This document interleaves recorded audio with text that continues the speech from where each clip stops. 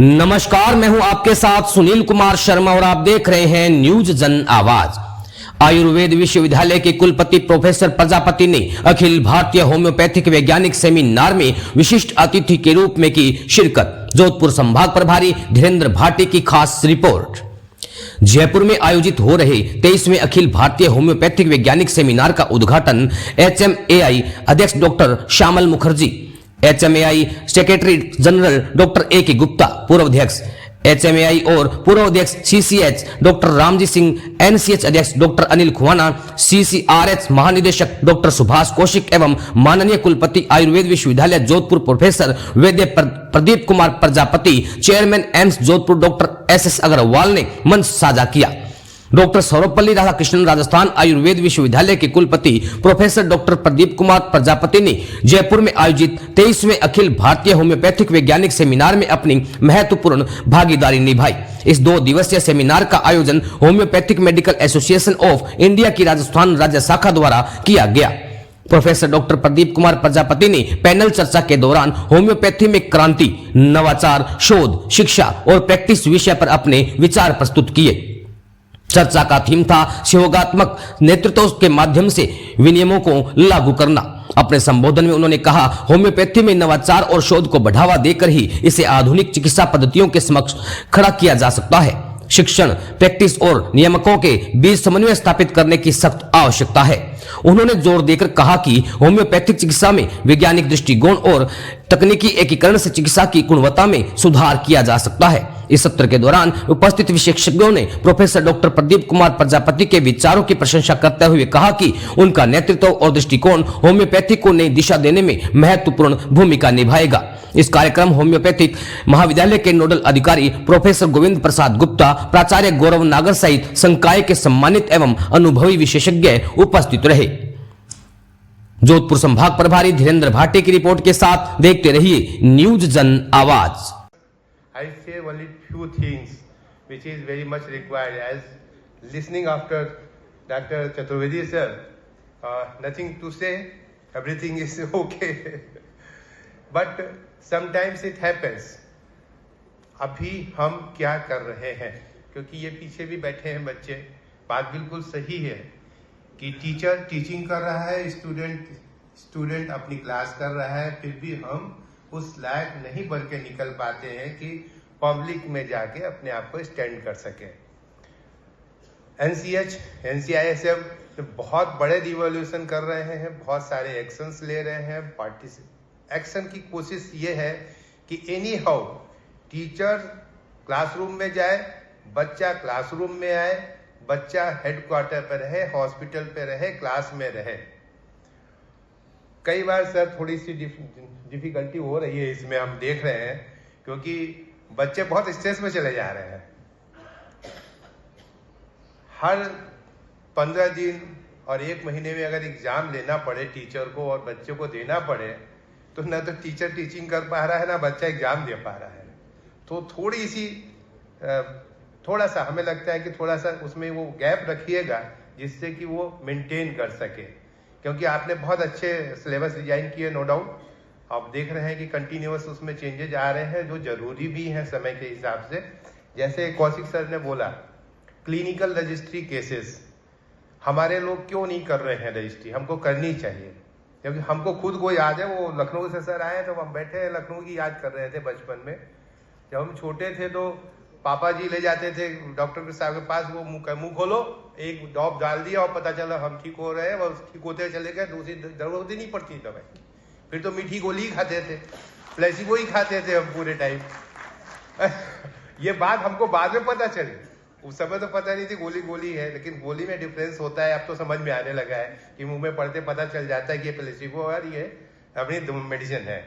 और ये चीज केवल होम्योपैथी में है, समझ लीजिए, क्योंकि हम आउट ऑफ रीच है, आयुर्वेद के आदमी है, बेसिकली आयुर्वेद में जीए पढ़े सब कुछ हुए, लेकिन चूंकि PCIS में जब गए हम और होम्योपैथी को देखा, हमने पास से देखा जाके बहुत सारा, तो रिसर्च ओरिएंटेड रिसर्च की बहुत जरूरत है। ऐसी बात नहीं कि जरूरत नहीं है, बिल्कुल जरूरत है, क्योंकि जैसा खुराना सर ने भी बोला कि writing skill, research paper must है आजकल। विदाउट एविडेंस आपकी बात कोई नहीं मानेगा। तो आप जहां भी बैठे हुए हैं कोशिश करिए, टीचर्स को भी हम कहते हैं कि आप कोशिश करिए, पर टीचर सर एक और मैंडेटरी होना चाहिए। हमें लगता है कि जितने भी पीजी कॉलेजेस हैं उनमें पर टीचर कम से कम 5 आर्टिकल पर ईयर उनको पब्लिश करने कंपलसरी होने चाहिए। अब वो ये करेंगे तो अपने आप सब कुछ सही हो जाएगा।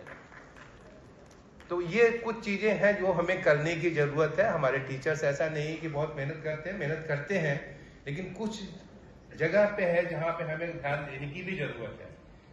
और सर ने तो बड़ी बात बोली कि एडमिट करना है पेशेंट को, एडमिट करना है। पेशेंट एडमिट होने के लिए तैयार नहीं है, क्योंकि उसको पता है कि 2 टाइम दवा दे देनी है, सुबह ले लेनी है, शाम की लेनी, बाकी टाइम क्या करें। तो कैसे मैनेज करें उसकी डाइट एंड लाइफ स्टाइल। अब योगा जुड़ गया, हो सकता है उससे मैनेज कर सके हम लोग, फिजियोथेरेपी जोड़ के हम कुछ कर सके। तो इन सब चीजों को भी देखते हुए थोड़ा सा हमें आईपीडी पे, क्योंकि आईपीडी की प्रॉब्लम है हमारे साथ, सबके साथ। हमने जितने भी कॉलेज देखे, कुछ ही कॉलेज ऐसे देखे हैं जहां पे आईपीडी अच्छी है, सर्जरी डिपार्टमेंट अच्छा है, गायनी डिपार्टमेंट अच्छा है, बाकी सबकी हालत एक्चुअल, आप सब अपने हैं इसलिए हम बोल रहे हैं, सबकी हालत ऐसी है कि जो अपने को भी कभी कभी दुख होता है कि ऐसा क्यों हो रहा है। तो उसको हमको कंसंट्रेट करके ध्यान देके ठीक करने की जरूरत है। बीइंग एडमिनिस्ट्रेटर सर यहाँ पे है, हमने अभी रिक्वेस्ट भी की है सर से कि सर एनसीएच की तरह से बहुत टाइट होते चले जा रहे हैं धीरे धीरे करके क्योंकि हम तो कॉलेज चला रहे हैं तो हम पे भी इम्पैक्ट आता है उस चीज का।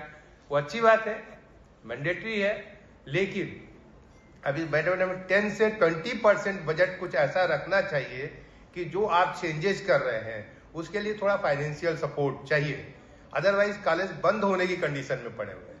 बहुत से कॉलेज कितनी मुश्किल हो रहा है एडमिशन लेने में, और ये भी बिल्कुल फैक्ट है कि बच्चे आते हैं, 80% बच्चे ऐसे ही होते हैं, आके फर्स्ट ईयर तो तैयारी करते रहते हैं, बड़ा मुश्किल होता है उनको पढ़ाने के लिए। अब इंडक्शन प्रोग्राम जब से आ गया, जब से आपने फाउंडेशन कोर्स जगा दिया, तब से बच्चों में थोड़ी सी एंथुसियाज्म आई है, तो वो देखने लगे कि हाँ यहाँ भी है, यहाँ भी है, तो वो थोड़ा सा फॉलोअप में आ रहे हैं।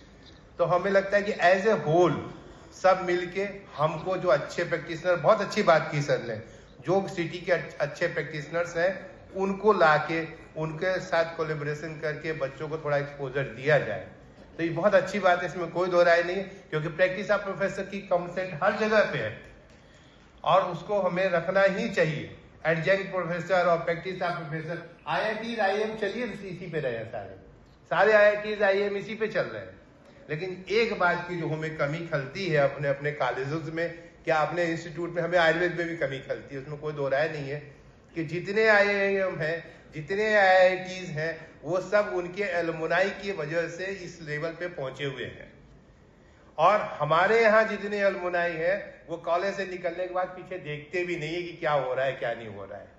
बहुत सारी कमियां हमने अपने समय में देखी, बहुत सारे कंट्रीब्यूशन किए, कोशिश करके जो कमियां आपको लगती है उसके लिए कम से कम कॉलेज में कुछ तो कंट्रीब्यूट करिए। कम से कम 5 साल में एक बार जाके कम से कम कॉलेज को थोड़ा सा बच्चों को सपोर्ट देके आइए, देख के, आपको देख के बच्चे अच्छे हो जाएंगे। तो इन सब चीजों को ध्यान में रखते हुए हमें लगता है कि कुछ चीजें मैंडेटरी जो की गई हैं बहुत अच्छी है, कुछ चीजों में फाइनेंशियल सपोर्ट की जरूरत है।